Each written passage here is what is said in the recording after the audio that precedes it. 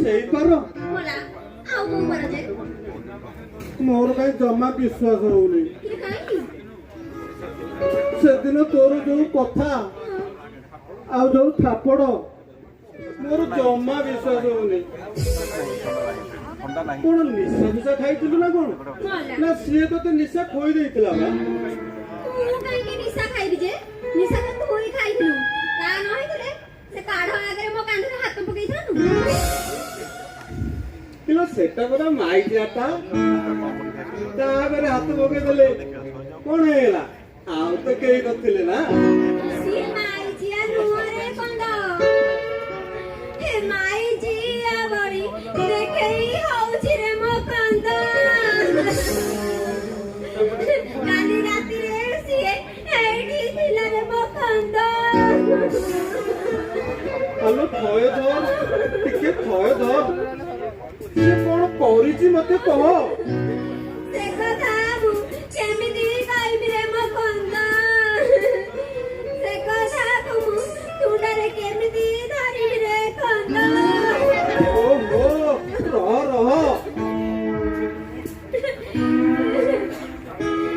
ତାକୁ ଯଦି ମୁଁ ପାନେ ନ ଦେଇଛି ମୋ ନା ତାହେଲେ କନ୍ଦର୍ପ ମହାନ୍ତି କଳା କଣ ଭାବିଛି କି ପୁରା ପ୍ଲାଷ୍ଟିକ ଜୋନରେ ବସି ବିଡି ଖାଉଛି। ଆଜିଠାରୁ ମୁଁ ନିରାଶ୍ରୀ ହେଲି ରେ ମୋ କନ୍ଦ ତୁ କାହିଁକି ନିରାଶ୍ରୀ ହବୁ? ମୁଁ କଣ ମରିଗଲି କି? ସତରେ କିନ୍ତୁ ତୁ ଏତେ ଘଟଣା ପରେ ଆଉ କଣ ମତେ ଆଗ ଭଳିଆ ସିନିୟ କରିବୁ କିଲୋ ମୁଁ କଣ ମୂର୍ଖ ହେଇଛି? ଖାଲି ଇଂଲିଶରେ 20 ମାର୍କ କମିଗଲା ବେଲି ଖାଲି +2 ଟା ଫେଲ ହେଇଗଲି।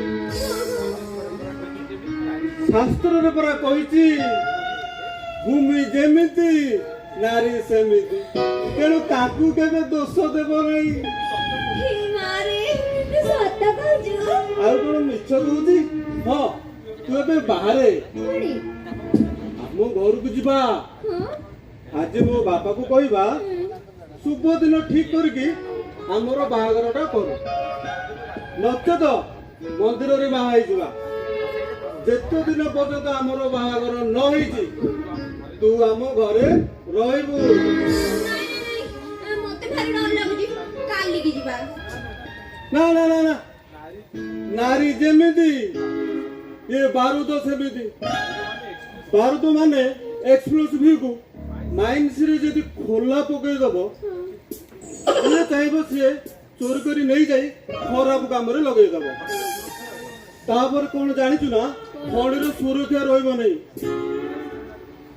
ସେମିତି ନିରାଶ୍ରା ନାରୀକୁ ଯଦି ପୁରୁଷ ଯଦି ଆଶ୍ରୟ ନ ଦିଏ ସେ ମଧ୍ୟ ସମାଜର ସୁରକ୍ଷା ନଷ୍ଟ କରିଦବ। ଇଲୋ ମାଲୋ ତୁ ତ କେଡ଼େ ବଡ଼ ବଡ଼ କଥା ଜାଣିଛୁ ସବୁ ସେଇ ଭିଟୁଅ ସତ୍ୟଜିତ ରାୟଙ୍କ ଆଶୀର୍ବାଦ ପାର। ତୁ ସେ ସବୁ କିଛି ବୁଝିପାରିବୁନି। ତୁ ଶୀଘ୍ର ଆଇଲୁ ଜଙ୍ଗଲକୁ ଯିବା କାଠ ଆଣିବା।